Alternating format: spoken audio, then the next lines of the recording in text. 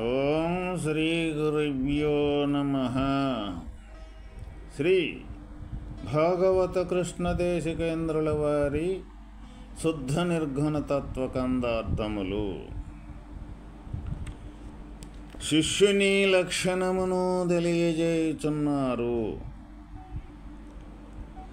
ఆయన శిష్య, తన శిష్యులు విని తననతి వినయంబున గొల్చు కొరకు వినుతి అనర్చన్ తన గురువును గురుడింటికి జనుదెంచిన చూచి శుశ్రూష నన్నర్చకుండు లేమిని తెల్పే చనుమానుచుండు. వినుము కుచ్చిత శిష్యాఘ్రణి వీడేట్లు ఘన. వినుము కుచ్చిత శిష్యాఘ్రణి వీడేట్లు ఘన. బోధోక్త స్థితి గానోను గురునాకు శుశ్రూష ననర్చకుండు లేమిని తెల్పి చనుమానుచుండు.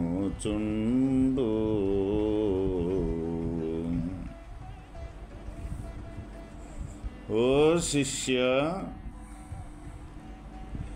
తన శిష్యులు తన్ను గొప్పగా గౌరవించి వినయముతో సేవించుట కొరకు తన గురువు సమీపమున లేని సమయమున అతడు తన శిష్యుల వద్ద తన గురువుని గొప్పగా స్తుతించుచు తాను తన గురువుని ఎంతగానో పూజించి సేవించి ఉన్నట్లు చెప్పుచుండును.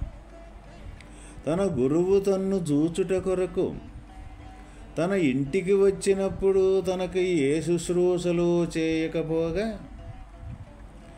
మీకేమైనా నీయవలెనంటే నా యొద్ద ఇప్పుడు ఏమీయూ లేదని చెప్పుచుండును. ఇటువంటి కుచ్చిత బుద్ధి గల శిష్యుడు గొప్పదైన పరిపూర్ణ బోధ ఎట్లు పొందగలడు నాయనా?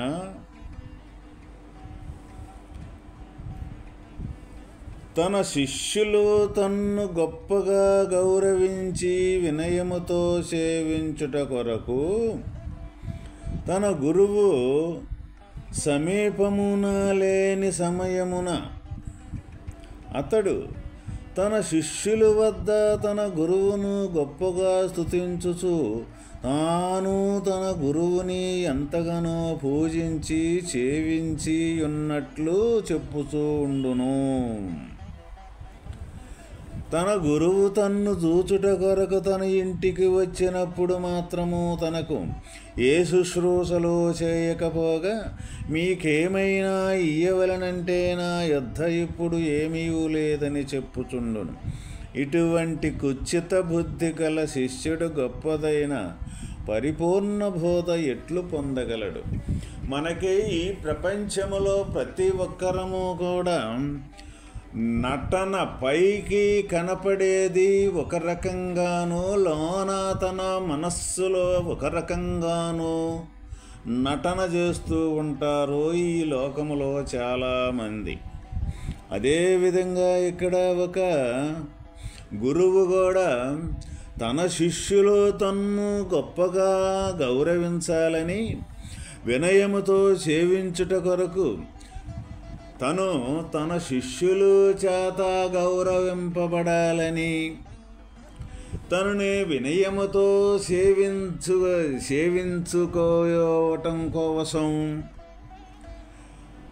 తన గురువు సమీపమున అంటే తన దగ్గర తన గురుస్వరూపము గురుడు అంటూ లేని సమయమున తన శిష్యులతోటి తన గురువుని గొప్పగా నేను స్తుతించుచు అంటే తన శిష్యుల దగ్గర తన గురువు గురించి తన్ను గురించి ఏ విధంగా స్తుతించుతూ ఉంటాడు అంటే, నేను మా గురువు గారిని ఈ విధంగా నేను పూజ చేశాను, మా గురువు గారిని ఈ విధంగా నేను కొలిచాను, ఈ విధంగా మా గురువు గారు చెప్పిన యొక్క విషయాన్ని తూచా తప్పకుండా నేను పాటించుతూ వచ్చే నేను గురువునయ్యాను అని ఈ విధంగా తను ఏం చెప్తూ ఉంటాడు అంటే, తన శిష్యుల దగ్గర తను చెయ్యకపోయినప్పటికీ కూడా తన గురువుని ఎంతగానో స్తుతించాను అని, ఎంతగానో పూజించాను అని, ఈ విధంగా తను చెయ్యని గొప్పల మొత్తం కూడా ఆ విధంగా చెప్పుకుంటూ ఉంటారు ఈ లోకములో కొంతమంది.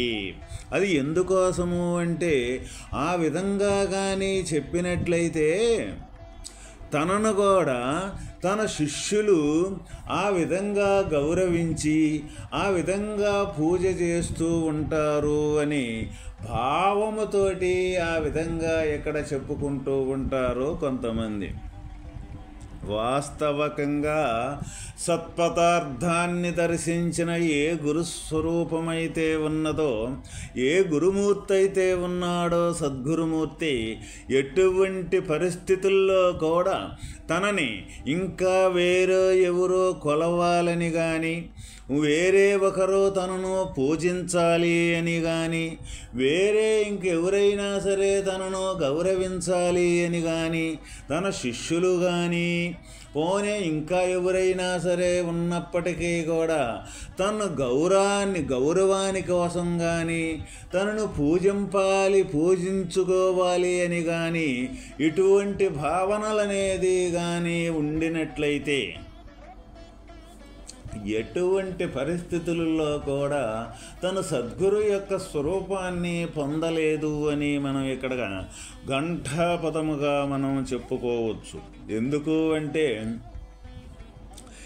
ఏ దేహాన్నైతే చూసి కనీసం ఈ ప్రపంచములో పూజించటం కానీ, సేవించటం కానీ, వినయ విధేయతలు మర్యాదలు అంటూ చూపటం కానీ జరుగుతూ, అది ఈ దేహానికి మాత్రమే. వాస్తవమైన పరమాత్మ యొక్క స్థితిని చూసి ఎవరు పూజించటం కానీ, ఎవరు సేవించటం కానీ జరగదు. ఎందుకు జరగదు అంటే, పరమాత్మను దర్శనం అంటూ జరిగిందంటే ముందు అక్కడ తన యొక్క ఉనికి అంటూ లేకుండా కోల్పోవటం అనేది జరుగుద్ది. తన ఉనికి అనేది కోల్పోవటం అనేది జరిగినప్పుడు ఇక రెండవ వస్తువు ఇంకొకటి ఏదో ఉన్నది అని అక్కడ పూజించాలి అని కానీ, పూజింపబడాలి అని కానీ ఇటువంటి భావనలకే తావే అక్కడ లేకుండా పోతుందన్నమాట. అటువంటి తావ లేకుండా ఉండే యొక్క స్థితే ఇక్కడ పరిపూర్ణమ యొక్క స్థితి.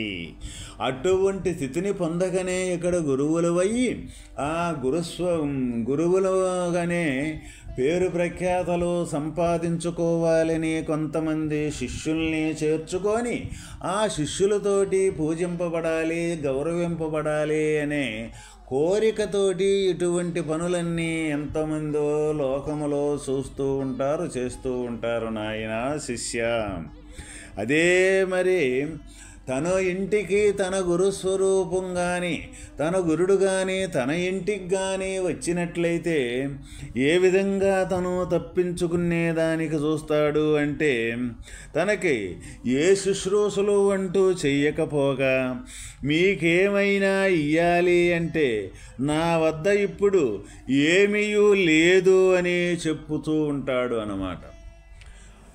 తనని పూజించుకోవాలి అని ఏం చెబుతుంటాడు చాటున తన శిష్యులతోటి? నేను నా గురువుకి నేను ఎంతో చేశాను, ఏదో చేశాను అని చెప్పుకుంటూ ఉంటాడు.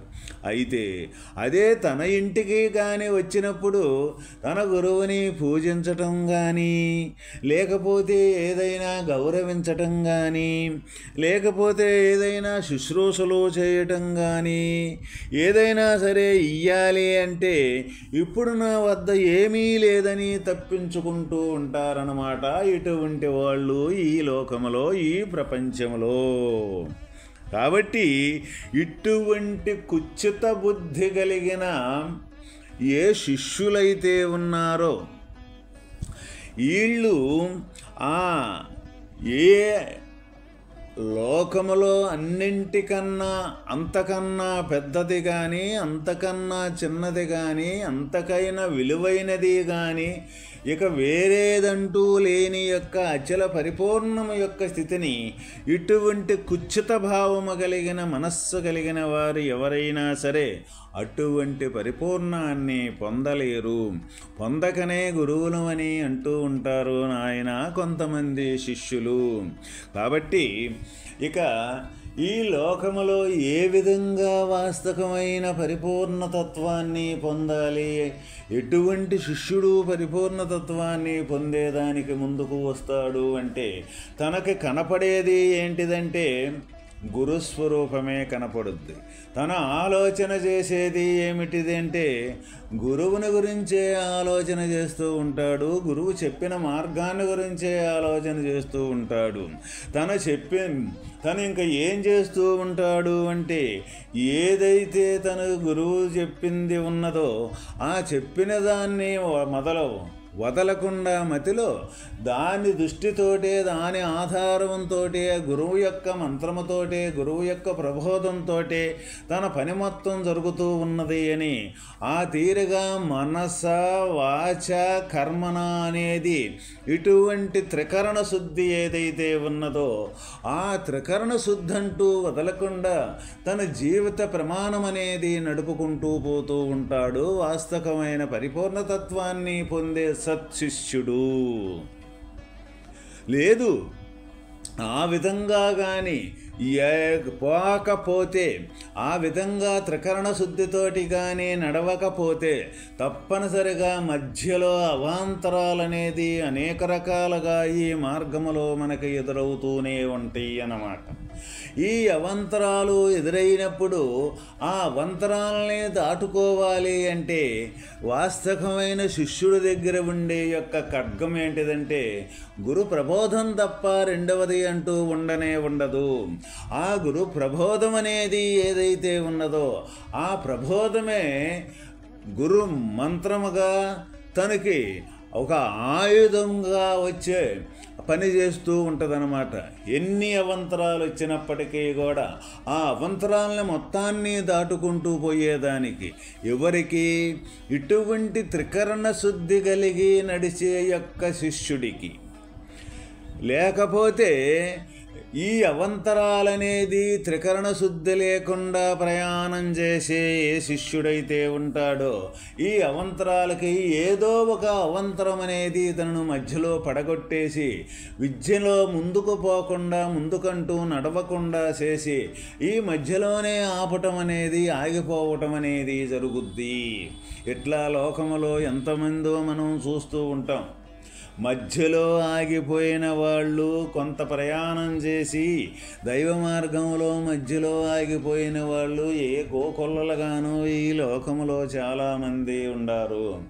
అయితే ఆగిపోతే ఎంత మట్టికి ఆగిపోతే అది వాస్తవకంగా అంత మట్టికి ఆగిన కాడకైనా సరే స్వచ్ఛందంగా నడిచి స్వచ్ఛందంగా అటువంటి గురుడు చెప్పిన మార్గాన్నే అన్వేషించి ప్రయాణంగాని చేసి ఒకవేళ దృఢమైన నిర్ణయం అంటూ లేక ఆగిపోయినట్లయితే అది కూడా తనకి కొంత ఉపయోగకరంగానే పనికొచ్చుద్ది, ఉపయోగమే అవుద్ది అన్నమాట. ఎందుకంటే నడిచిన ప్రయాణం ఎంతైనా సరే అది వాస్తవం అయితే ఆ వాస్తవం అనేది ఎప్పటికీ కూడా వదలదు ఎవరిని కూడా. అది ఒకరోజు మధ్యలో అవాంతరాలు వచ్చి మధ్యలో ఆగిపోయినా సరే మళ్ళీ తన యొక్క పాత వాసనా బలంతో మళ్ళీ తర్వాత మళ్ళీ అది రేకెత్తించి మళ్ళీ ఆ విద్యకెళ్ళి మలటం అనేది జరుగుద్ది.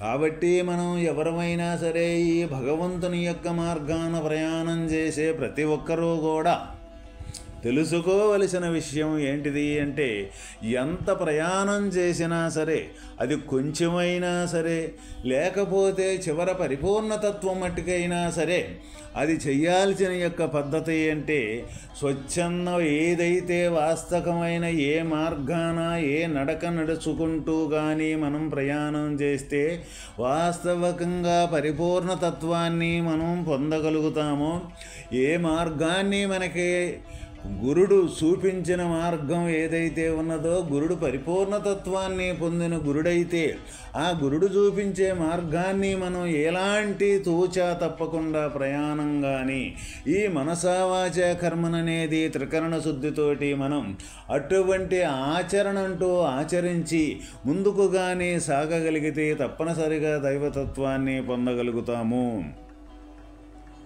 అందువల్ల ఆ విధంగా ప్రయాణం చేసేవాడెవరైతే ఉన్నాడో అటువంటి వాడే వాస్తవమైన ఇక్కడ సత్శిష్యుడు. అంటే సత్పదార్థాన్ని దర్శించేదానికి సంబంధించిన గుణములు కలిగిన వాడు అని అక్కడ అర్థం. లేకపోతే అటువంటి మార్గం అంటూ కాకపోతే తప్పనిసరిగా అవాంతరాలతోటి మధ్యలోనే ఆగిపోవటం అనేది జరుగుద్ది. ఈ తీరుగా మధ్యలోనే తెలియకనే మాకు తెలుసు అని ఒక బురదగుంటలో పడిపోవటం అనేది జరుగుద్ది. ఇక్కడ బురదగుంట అంటే ఏమీ లేదు, మళ్ళీ ఈ ప్రపంచమే నిజము అని ఈ ప్రపంచానికి సంబంధించిన భావనలతోటి, ఈ ప్రపంచానికి సంబంధించిన ఆలోచనలతోటి ఈ కర్మలనే దాన్ని చేసుకుంటూ మళ్ళీ ఈ జననం పునరపి జననం పునరపి మరణం అని మళ్ళీ పునరపి జననం పునరపి మరణం అనేది ఈ జనన మరణాలతోటి కొట్టుకుంటూ ఇదే జీవితమని కొనసాగించవలసిన పని మట్టుకి తప్పనిసరిగా తయారవుద్దన్నమాట. అందువల్ల ఎవరైనా సరే, ఏ భక్తులైనా ఏ శిష్యులైనా సరే, పట్టు మనకి వేమన పద్యంలో ఒకటి ఉంది, పట్టు పట్టరాదు పట్టి విడువరాదు, పట్టుపట్టి విడువుట కంటే ప్రాణం విడుచుట మేలయ విశ్వదాభిరామ వినరవేమ. అట్లానే ఈ దైవ మార్గములో పాని ప్రయాణం చేయదలుచుకున్న ప్రతి ఒక్కరము ఎవరమైనా సరే, ఇక పట్టుకున్నాము ఇంతకంటే వేరే ఇంకొకటి ఏదీ లేదు, ఈ జీవితానికి సంబంధించి సాధించాల్సింది ఆ దైవతత్వం తప్ప వేరేది లేనే లేదు. ఎందుకు అంటే అంతకంటే గొప్పది కానీ అంతకంటే ఎక్కువైంది కానీ ఈ భూప్రపంచం మీద లేనే లేవు. ఎందుకు లేవు అంటే ఇవన్నీ కొద్దిసేపు ఉండి కొద్దిసేపు లేకుండా కనపడకుండా పోయేను ఎన్నుండప్పటికీ కూడా వాస్తవమైన స్థిరమైన తత్వము, ఎప్పుడూ స్థిరంగా ఉండే తత్వము ఆ పరమాత్మ యొక్క స్వరూపం తప్ప వేరే లేదని అటువంటి నమ్మికతోటి అటువంటి దృఢత్వంతో ముందుకు సాగగలిగిన వాడే ఇక్కడ వాస్తవమైన శిష్యుడు. అటువంటి లక్షణమే ఇక్కడ శిష్యుడికి ఉండవలసింది అని చెబుతూ ఓం తత్సత్.